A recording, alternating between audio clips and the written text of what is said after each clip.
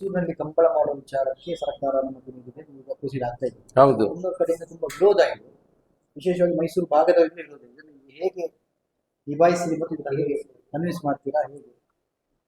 ನೋಡಿ, ಯಾಕೆ ಕಂಬಳಕ್ಕೆ ಮೈಸೂರಿನಲ್ಲಿ ವಿರೋಧ ಮಾಡ್ತಾರೆ ಅಂತ ನನಗೆ ಗೊತ್ತಿಲ್ಲ.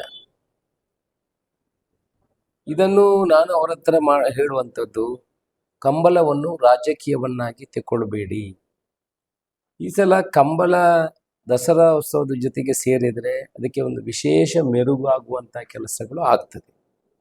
ಇಲ್ಲದ್ರೆ ಕಂಬಳವನ್ನು ವಿರೋಧಿಸುವಂಥ ಪ್ರಶ್ನೆಯೇ ಇಲ್ಲ ಅಂತ ನಾನು ಹೇಳುದು. ಮತ್ತೆ ಕೆಲವರಿಗೆ ಅದರಲ್ಲಿ ಅವರಿಗೆ ಅದರ ಬಗ್ಗೆ ಅಷ್ಟು ವಿಚಾರಗಳು ಗೊತ್ತಿಲ್ಲ. ಕಂಬಳದ ಬಗ್ಗೆ ಮೊನ್ನೆ ಒಬ್ರು ಹೇಳ್ತಾ ಇದ್ರು, ಅವರು ಎಮ್ಮೆಗಳನ್ನು ತೆಕೊಂಡು ಓಡಿಸ್ತಾರೆ ಅಂತ. ನಮ್ಮ ಹತ್ರ ಕೆಲವು ಎಮ್ಮೆಗಳನ್ನು ತೆಕೊಂಡು ನೀವು ಓಡಿಸ್ತಾ ಇದ್ದೀರಾ ಅಂತ ಒಬ್ರು ಕೇಳ್ತಾರೆ. ಇನ್ನೊಬ್ರು ಹೇಳ್ತಾರೆ, ನೀವು ಬೇರೆ ಬೇರೆ ಕಡೆಯಿಂದ ಕೋಣಗಳನ್ನು ತಂದು ಅಲ್ಲಿ ಓಡಿಸ್ತೀರಿ, ಮತ್ತೆ ಕೋಣಗಳನ್ನು ನೀವು ಮೈಸೂರಿನಲ್ಲಿ ಬಿಟ್ಟು ಹೋಗ್ತೀರಿ. ಆ ಕೋಣಗಳನ್ನು ನೋಡ್ಕೊಳ್ಳೋದು ಯಾರು? ಅದು ನಗರದಲ್ಲೆಲ್ಲ ಹಾಳು ಮಾಡ್ತದೆ. ಕೋಣಗಳಲ್ಲಿ ಬಿಟ್ಟು ಹೋದ್ರೆ ಅಷ್ಟು ಕೋಣಗಳನ್ನು ಏನ್ ಮಾಡ್ತದೆ ಅಂತ ಕೇಳ್ತಾರೆ. ವಿಶೇಷ ಪ್ರಶ್ನೆಗಳು. ಇನ್ನೊಬ್ರು ಹೇಳ್ತಾರೆ, ನೀವು ಕರೆ ಮಾಡ್ತೀರಿ, ಅಷ್ಟು ದೊಡ್ಡ ಗುಂಡಿ ಕರೆ ಎಲ್ಲ ಮಾಡಿದ್ರೆ ಅದೆಲ್ಲ ಡೇಂಜರಸ್. ಕರೆ ಅಷ್ಟು ಗುಂಡಿ ಎಲ್ಲ ಮಾಡಿ ಎಲ್ಲ ಕರೆ ಮಾಡಿದ್ರೆ ಕರೆ ಹೋಗಿ ಕೆರೆ ಆಗಿದೆ. ಈ ಕೆರೆ ಮಾಡಿದ್ರೆ ಏನ್ ಮಾಡ್ತೀರಿ ಅಂತ ಕೇಳ್ತಾರೆ. ಇಲ್ಲಂದಿದ್ರೆ ನಾನು ಅವರಿಗೆ ಪ್ರಶ್ನೆ ಮಾಡುವಂಥದ್ದು, ಕಂಬಳದಿಂದ ಏನು ತೊಂದರೆ? ಇದೊಂದು ಸಾಂಸ್ಕೃತಿಕ ಕ್ರೀಡೆ, ಇದರಲ್ಲಿ ಯಾರಿಗೂ ಹಾರಮಾಗುವಂಥದ್ದಲ್ಲ.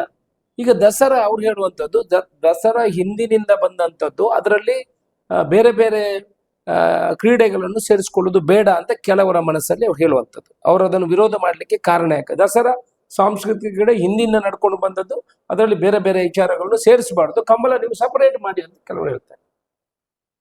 ಸ್ವಾಮಿ, ದಸರಾ 15 ವರ್ಷ, ನಾನು 30 ವರ್ಷದಿಂದ ದಸರಾ ನೋಡ್ತಾ ಇದ್ದವನು. ನಾನು ಅಲ್ಲೇ ಇದ್ದವನು ಮೈಸೂರಲ್ಲಿ. ಆಗ ದಸರಾ ಹೇಗಿತ್ತು, ಈಗ ದಸರಾ ಹೇಗಿದೆ? ಯುವ ದಸರಾ ಆರಂಭ ಆಗಿದೆ, ಲೇಸರ್ ಶೋಗಳು ಆರಂಭ ಆಗಿದೆ, ಏರ್ ಶೋಗಳು ಆರಂಭ ಆಗಿದೆ. ಏರ್ ಶೋಗೂ ದಸರಾಕ್ಕೆ ಏನು ಸಂಬಂಧ ಇದೆ? ಸಂಬಂಧ ಇದೆಯಾ? ಕಂಬಳಕ್ಕಾದ್ರೂ ಒಂದು ಸಂಬಂಧ ಇದೆ.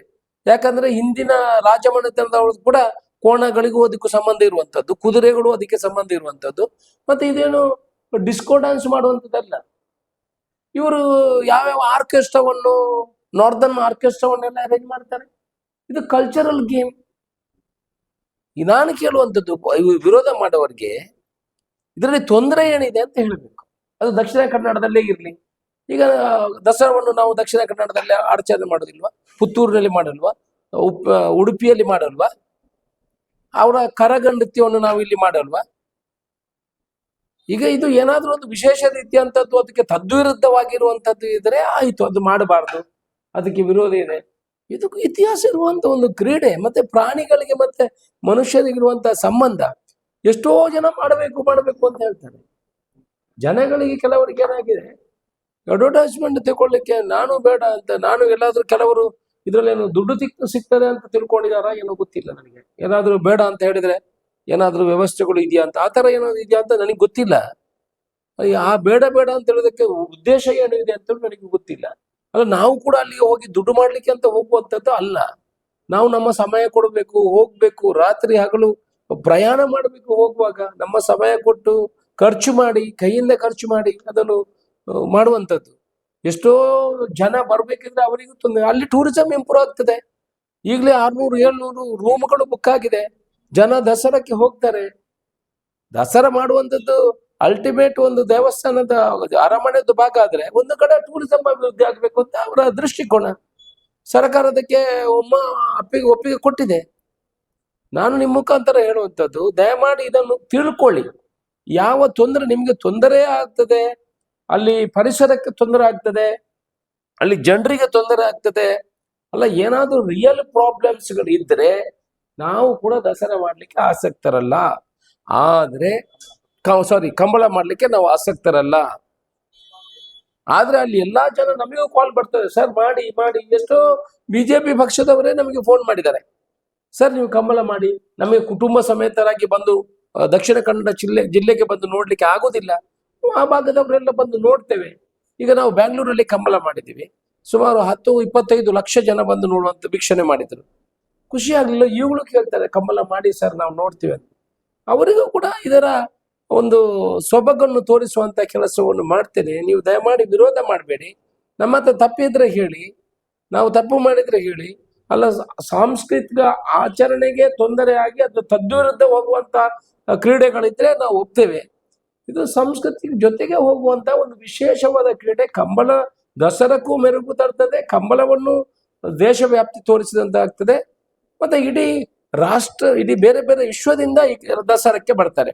ಅವರಿಗೂ ಕೂಡ ಇದನ್ನು ತೋರಿಸುವಂತ ಪ್ರಯತ್ನವನ್ನು ಮಾಡ್ತೇವೆ ಹೊರತು ನಾವೇನು ಚಾಲೆಂಜ್ ಆಗಿ ಮಾಡಬೇಕು, ನಿಮ್ಮ ವಿರೋಧವಾಗಿ ಮಾಡಬೇಕು, ಅಲ್ಲಿಯ ಆಚಾರ ವಿಚಾರಗಳನ್ನು ಕೆಡಬೇಕು, ಇದು ಏನಲ್ಲ. ನೀವು ಇಷ್ಟೊಳಗೆ ಸೇರಿಸ್ಕೊಂಡು ಬಂದಿದ್ರೆ ನಾವು ಅನ್ನೊಂದು ಸೇರಿಸ್ಕೊಡಿ ಅಂತ ಅಷ್ಟೇ ಕೇಳ್ತೀವಿ ಅಷ್ಟೇ. ಭೂಮಾಲಿಕ ಯಜಮಾನತ್ವ ಮತ್ತು ಕರಾವಳಿ ಭಾಗದ ಯಜಮಾನಿಕೆಯ ಮನಸ್ಥಿತಿಗಳ ಬಗ್ಗೆ ನಮ್ಗೆ ತಿಕ್ಕಟ ಇದೆಯಾ? ಅದು ನಮ್ಗೆ ಇಲ್ಲಿ ಬಂದ್ರೆ ನಮ್ಗೆ ತೊಂದರೆ ಅಂತ ಆತರ ಏನಾದಲ್ಲಿ ಮನಸ್ಥಿತಿ ಇರ್ಬೋದು. ಈಗಿನ ಒಂದು ವ್ಯವಸ್ಥೆಯಲ್ಲಿ ಹೋದ್ರೆ ಇವ್ರು ನಮಗೆ ನಾಳೆ ನಮ್ಗೆ ಕಾಂಪಿಟೇಷನ್ ಕೊಡ್ತಾರೆ ಮಂಗಳೂರು ಕಡೆ, ಆತರ ಏನಾದ್ರು ಇರ್ಬೋದಾ ಅಂತ?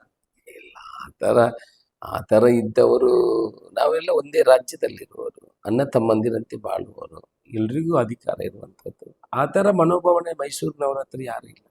ನಾನು 20 ವರ್ಷ ಮೈಸೂರಿನಲ್ಲಿದ್ದವರು, ಮೈಸೂರಿನವರು ಒಳ್ಳೆಯವರಿದ್ದಾರೆ. ಆ ಥರ ಅವರ ಮನಸ್ಥಿತಿಗಳು. ಇದು ರಾಜಕೀಯವಾಗಿ ಕೆಲವು ಇದನ್ನು ಕೆಣಕುವ ಪ್ರಶ್ನೆ ಮಾಡ್ತಾರೆ ಹೊರತು ಜನರಲ್ ಪಬ್ಲಿಕ್ ಅವರು ಇದಕ್ಕೆ ವಿರೋಧ ಅಂತ ಏನಿಲ್ಲ. ಕೆಲವು ರಾಜಕೀಯವಾಗಿ ಮಾತಾಡ್ತಾರೆ, ಕೆಲವು ಇದನ್ನು ಮಾತಾಡಿ ಏನಾದರೂ ಸ್ವಲ್ಪ ಶೈನಿಂಗ್ ಆಗ್ಲಿಕ್ಕೆ ಅಂತ ನೋಡ್ತಾರೆ ಹೊರತು ಇಲ್ಲದಿದ್ರೆ ಜನಗಳ ವಿರೋಧ ಅಂತ ಇಲ್ಲ. ಹಾಗೆ ನಾವು ಬ್ಯಾಂಗ್ಳೂರಲ್ಲಿ ಕಂಬಳ ಮಾಡುವಾಗಲೂ ಅದೇ ರೀತಿ ಇತ್ತು. ನೀರಿಲ್ಲ, ಏನ್ ಮಾಡ್ತಾರೆ ಇವ್ರು, ಮಂಗ್ಳೂರ್ನವ್ರು ಬಂದು ಏನ್ ಇಲ್ಲಿ ಮಾಡ್ತಾರೆ ಅಂತೆಲ್ಲ ಇದಿತ್ತು. ಮತ್ತೆ ಅವರೆಲ್ಲ ನಮ್ಮ ಹತ್ರ ಈಗ ಬ್ಯಾಂಗ್ಳೂರಲ್ಲಿ ಕಂಬಳ ಆಗ್ಲಿಕ್ಕೆ ನಮ್ದಂತೆಲ್ಲ ಎಲ್ಲ ಬ್ಯಾಂಗ್ಳೂರ್ನವರು ಸೇರಿ, ಸಂಘಟನೆಗಳು ಸೇರಿ, ಕನ್ನಡ ಸಂಘಗಳು ಇರ್ಬೋದು, ಲೋಕಲ್ ಬಾರ್ಕಿ ಸಂಘಗಳು, ಅವರೆಲ್ಲ ನಮ್ಮ ಹತ್ರ ಸೇರಿಕೊಂಡು ಅವರ ಕುಟುಂಬಸ್ಥರನ್ನು ಎಲ್ಲ ಕರೆದುಕೊಂಡು ಬಂದು ನೋಡುವಂತ ಕೆಲಸಕ್ಕೆ ನಮ್ಮ ಜೊತೆ ಸೇರ್ಕೊಂಡಿದ್ದಾರೆ. ಇಲ್ಲಿಯೂ ಕೂಡ ಎಲ್ಲಾ ಸಂಘಟನೆಗಳು ನಮಗೆ ಫೋನ್ ಮಾಡಿದ್ದಾರೆ, ನಾವು ನಿಮ್ಮ ಜೊತೆ ಇದ್ದೇವೆ, ಬರ್ತೀವಿ, ಬನ್ನಿ, ನಾವು ಸಹಕಾರ ಕೊಡ್ತೇವೆ ಅನ್ನುವಂಥದ್ದು. ಈಗ ಅಲ್ಲಿ ಕಂಬಳಕ್ಕೆ ಫಿಕ್ಸ್ ಮಾಡೋ ಜಾಗ ಅದು ಮೈಸೂರು ಅರಮನೆ ಸಂಬಂಧ? ಇಲ್ಲ, ಯಾವ ಸಂಬಂಧಗಳು ಇಲ್ಲ. ಇದು ಅರಮನೆಗೆ ಸಂಬಂಧಪಟ್ಟದ್ದಲ್ಲ. ದಸರಾ ನಡೆಸುವುದೇ ಸರ್ಕಾರ, ದಸರಾ ನಡೆಸುವಂಥದ್ದು ಸರ್ಕಾರ. ಅದೇ ಹಿಂದಿನ ಪದ್ಧತಿ ಪ್ರಕಾರ ಅರಮನೆಯ ಆಚಾರ ವಿಚಾರಗಳನ್ನು ಪಾಲಿಸುವಂತ ಕೆಲಸ ಮಾಡ್ತಾರೆ ಹೊರತು ಬಾಕಿ ದಸರಾ ನಡೆಸುವಂತ ಪೂರ್ತಿ ಸರ್ಕಾರ ನಡೆಸ್ತದೆ. ಕಂಬಳದ ಒಟ್ಟು ಮೈಸೂರು ದಸರಾ ಕಂಬಳದ ಒಟ್ಟು ವೆಚ್ಚದಲ್ಲಿ ಸರ್ಕಾರ ಎಷ್ಟು ಭರಿಸಿದೆ? ಎಲ್ಲ ಸರ್ಕಾರನೇ ಭರಿಸುವಂಥದ್ದು. ಸೊ 40 ನೋಡಿ, ದಸರಾಕ್ಕೆ ಅಷ್ಟು ಖರ್ಚು ಇರುವುದು 40-45 ಕೋಟಿ ಇರುವಂಥದ್ದು. ಪ್ರತಿ ವರ್ಷನೂ ಅಷ್ಟು ದುಡ್ಡನ್ನು ಸರ್ಕಾರ ಕೊಡ್ತದೆ. ಮತ್ತೆ ಸಾರ್ವಜನಿಕ ವಲಯದಿಂದ ಕೂಡ ಅದಕ್ಕೆ ಏನು ಪ್ರಮೋಷನ್ಗೆ ಮತ್ತೆ ಇದೆಲ್ಲ ತಗೊಳ್ತಾರೆ, ಅಡ್ವರ್ಟೈಸ್ಮೆಂಟ್ ಎಲ್ಲ ತಗೊಳ್ತಾರೆ. ಇದೊಂದು ಸರ್ಕಾರಕ್ಕೆ ದೊಡ್ಡ ಖರ್ಚು ಏನಲ್ಲ.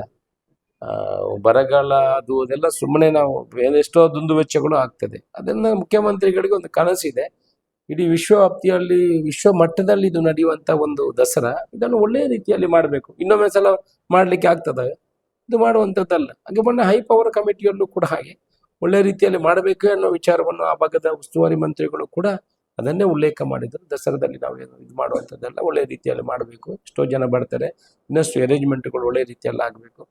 ಇದರಲ್ಲಿ ನಾವು ಕೂಡ ಹೋಗಿ ಒಂದು ಕಂಬಳವನ್ನು ಮಾಡುವಂತ ಅವಕಾಶ ಸಿಕ್ಕಿದ್ರೆ ಅದನ್ನು ಮಾಡುವಂತದ್ದು, ಮುಖ್ಯಮಂತ್ರಿಗಳು ಹೇಳಿದ್ದಕ್ಕೆ ಅದನ್ನು ಮಾಡುವಂತ ಕೆಲಸವನ್ನು ಮಾಡ್ತೀವಿ.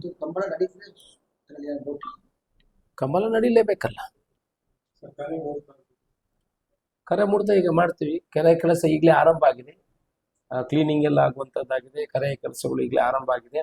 ಚಾಮುಂಡೇಶ್ವರಿ ದೇವಿಯ ಆಶೀರ್ವಾದ ಪಡೆದು, ಅನುಗ್ರಹವನ್ನು ಪಡೆದು, ಆ ಪ್ರಸಾದವನ್ನು ಇಲ್ಲಿ ನಮ್ಮ ಧರ್ಮಸ್ಥಳ ಮಂಜುನಾಥ ದೇವರದು, ಸುಬ್ರಹ್ಮಣ್ಯ ದೇವರದು, ಹಾಗೆ ಚಾಮುಂಡೇಶ್ವರಿ ದೇವಿಯ ಪ್ರಸಾದವನ್ನು ಹಾಕುವ ಮುಖಾಂತರ ಕಂಬಳದ ಕರೆ ಮುಹೂರ್ತವನ್ನು ಮಾಡ್ತೇವೆ. ಆನಂತರ ಫುಲ್ ಪ್ಲಜ್ ಸುಮಾರು 20 ತಾರೀಕಿನ ನಂತರ ಫುಲ್ ಪ್ಲಜ್ ಕರೆ ನಿರ್ಮಾಣ ಆಗ್ತದೆ. ಆ ಸಮಯದಲ್ಲಿ ಕೂಡ ಸಾರ್ವಜನಿಕರಿಗೆ ಬಂದು ಅದನ್ನು ವೀಕ್ಷಣೆ ಮಾಡಿಸುವಂಥ ಕೆಲಸವನ್ನು ಮಾಡ್ತೇವೆ. ಅಲ್ಲಿ ಪರ್ಮನೆಂಟ್ ಶೆಡ್ ಅನ್ನು ಹಾಕುವಂಥ ಕೆಲಸ, ಸಾರ್ವಜನಿಕರು ಬಂದು ನೋಡುವಂಥ ಕೆಲಸ, 1-2 ಸಲ ಟ್ರಯಲ್ ಓಡಿಸುವಂಥದ್ದು, ಜನಗಳಿಗೆ ಬಂದು ಆವಾಗಲೂ ಕೂಡ ಟ್ರಯಲ್ ಅನ್ನು ನೋಡುವಂಥ ಕೆಲಸಗಳನ್ನೆಲ್ಲ ಮಾಡ್ತೇವೆ. ಸಾರ್ವಜನಿಕರಿಗೆ ಟ್ರಾಫಿಕ್ ಯಾವುದೇ ತೊಂದರೆ ಆಗದ ರೀತಿಯಲ್ಲಿ ರಿಂಗ್ ರೋಡಲ್ಲಿ ಏನು ಯುವ ದಸರಾ ನಡೀತದೆ ಅದರ ಪಕ್ಕ ಇಟ್ಟಿದ್ದೀವಿ. ಪಾರ್ಕಿಂಗ್ ಆಗಲಿ ಸುಮಾರು 10-15 ಎಕರೆ ಜಾಗ ನಿಗದಿ ಮಾಡಿದ್ದೀವಿ. ಕಂಬಳ ನಡೆಸುವಲ್ಲಿಗೆ 20 ಎಕರೆ ಜಾಗವನ್ನು ನಿಗದಿ ಮಾಡಿಸ್ತೀವಿ. ಸ್ಟಾಲ್ಗಳನ್ನೆಲ್ಲ ಅರೇಂಜ್ಮೆಂಟ್ ಮಾಡುವಂಥ ಕೆಲಸಗಳನ್ನು ಮಾಡಿದ್ದೀವಿ. ಸುಮಾರು 3 ವೇದಿಕೆಗಳಿಗೆ ಪ್ಲಾನ್ ಮಾಡಿದ್ದೀವಿ. ಮಾಸ್ಟರ್ ಪ್ಲಾನ್ ಮಾಡಿ ಇಂಪೋಸ್ ಮಾಡಿ ಅದರ ಪ್ರಕಾರ ಹೇಗೆ ಜನ ಇಲ್ಲಿಂದ ಎಂಟ್ರಿ ಆಗಬೇಕು, ಇಲ್ಲಿಂದ ಎಕ್ಸಿಟ್ ಆಗಬೇಕು, ಕೋಣೆಗಳ ಝೋನ್ ಯಾವುದು, ಅದಕ್ಕೆ ಜನಗಳು ಹೋಗೋದಾಗಿ ಅದಕ್ಕೆ ವ್ಯವಸ್ಥೆ ಮಾಡುವುದು. ಮಂಜೊಟ್ಟಿ ಓಡಿಸಿದ ಕೋಣೆಗಳು ವಾಪಸ್ ಹೋಗಲಿಕ್ಕೆ ಕೂಡ 20 ಫೀಟಿನ ಸಪರೇಟ್ ಟ್ರಾಕ್ಗಳನ್ನು ಎದುರುಗಡೆ ಮಾಡುವಂಥ ಕೆಲಸವನ್ನು ಮಾಡಿದ್ದೀವಿ. ಎಲ್ಲ ಮಾಸ್ಟರ್ ಪ್ಲ್ಯಾನಲ್ಲಿ ಹೇಗಿದೆ ಅದರ ಪ್ರಕಾರ ಮಾಡಿ ವ್ಯವಸ್ಥಿತವಾಗಿ ಎಲ್ಲ ಮೈಸೂರು ಆ ಭಾಗದ ಜನ ಹೇಳಬೇಕು, ಹೌದಪ್ಪ ಕಂಬಳ ಬಂದಿದೆ, ಇದು ಒಳ್ಳೆಯದಾಗಿದೆ, ನಮಗೆ ಖುಷಿಯಾಗಿದೆ. ಆಲ್ಮೋಸ್ಟ್ ಆಲ್ ಮತ್ತೇನಾಗೋದು, ಕಾರ್ಯಕ್ರಮ ಒಳ್ಳೆಯದಾಗಿದೆ, ಖುಷಿಯಾಗಿದೆ, ಅದನ್ನು ತೋರಿಸಿ ಅವರಿಗೆ ಆನಂದವನ್ನು ಉಣ್ಣಿಸುವಂಥ ಕೆಲಸವನ್ನು. ಅದಕ್ಕೆ ಅಲ್ಲಿಯ ಕಂಬಳಕ್ಕಿಂತ ಬೇರೆ ಸಮಿತಿ ಮಾಡ್ತಾರೆ. ಹೌದು, ಡಿ ಸಿ ಅಧ್ಯಕ್ಷ ನಾನೇ ಕಂಬಳ ಸಮಿತಿಗೆ, ಮತ್ತು ಡಿ ಸಿ ಅವರ ಇದರಲ್ಲಿ ಒಂದು ಕಮಿಟಿಯನ್ನು ಮಾಡಿ ಇಲ್ಲಿಯವರನ್ನು ಕಮಿಟಿಗೆ ಸೇರಿಸಿ ಈಗಲೇ ಇವತ್ತು ಲಿಸ್ಟನ್ನು ಕಳಿಸ್ಕೊಡ್ತಾ ಇದ್ದೇನೆ ಮುಖ್ಯಮಂತ್ರಿಯವರಿಗೆ. ಮುಖ್ಯಮಂತ್ರಿಯವರು ನೋಟ್ ಕಳಿಸ್ತಾರೆ ಡಿ ಸಿ ಅವರಿಗೆ, ಆ ಮುಖಾಂತರ ಕಮಿಟಿಯನ್ನು ಮಾಡುವಂಥ ಕೆಲಸವನ್ನು ಮಾಡ್ತೀವಿ.